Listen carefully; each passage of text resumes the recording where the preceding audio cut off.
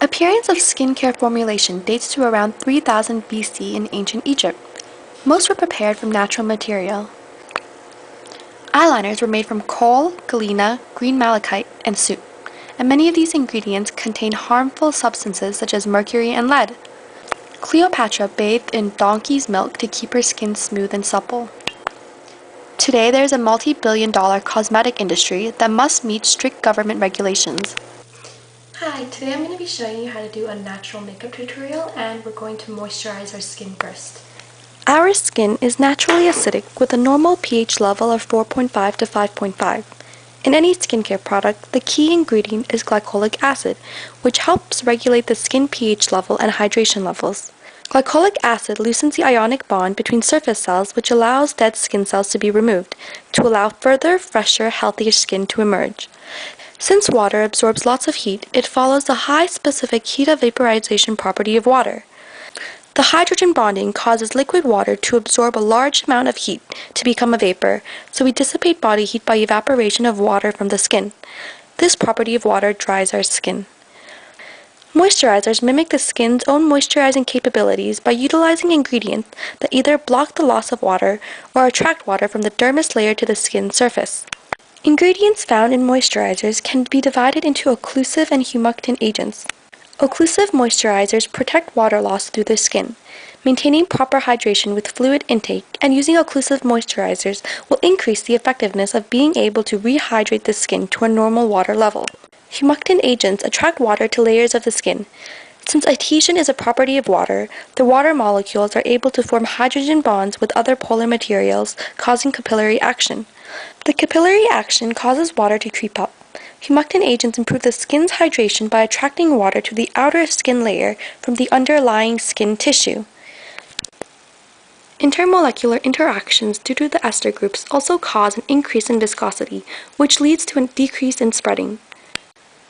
Esters, having good spreading properties, are often useful for dispersing pigments and improving the incorporation of microfine oxides into moisturizers. Since they disperse pigments, it follows a collision theory. The dispersion of pigments increases the surface area that the product and the skin can react, meaning more collisions can occur. Okay, next we'll be applying mascara. We're going to be focusing on nonpolar covalent bonding and the weaker hydrogen bonding. Water is held together by hydrogen bonds. In each molecule of water, the two H atoms are linked to the O atom by covalent bonds. Water is highly polar because of the imbalance of electrons between the O and the H's. Two water molecules, when in close proximity to each other, can establish a weak bond called a hydrogen bond.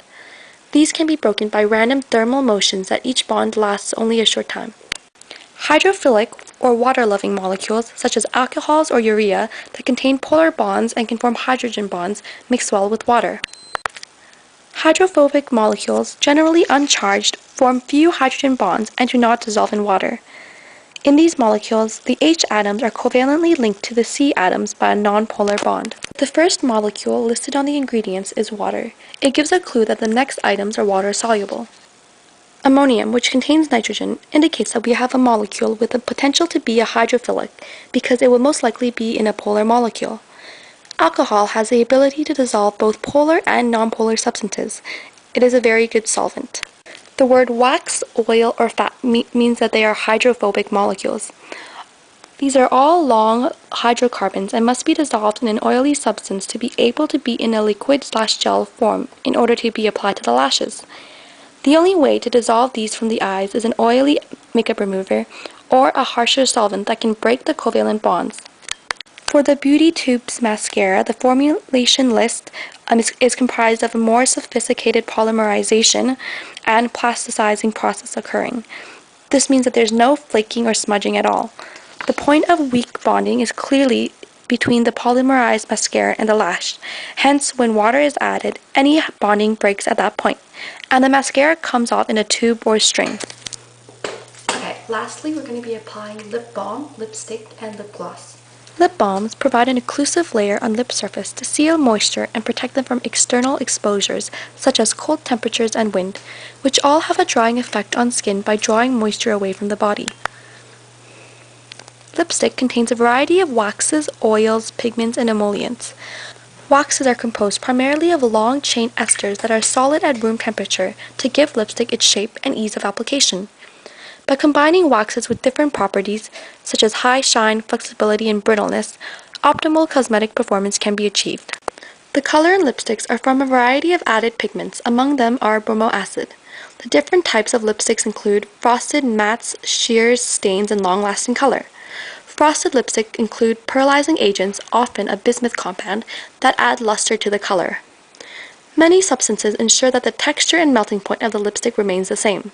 For example, esters of fatty oils, oils obtained from plants and animals, are added to give lipstick its stickiness. Water solubility is an important factor to consider when creating lipstick. Lipstick is made by combining a water-insoluble dye with wax and a non-volatile oil.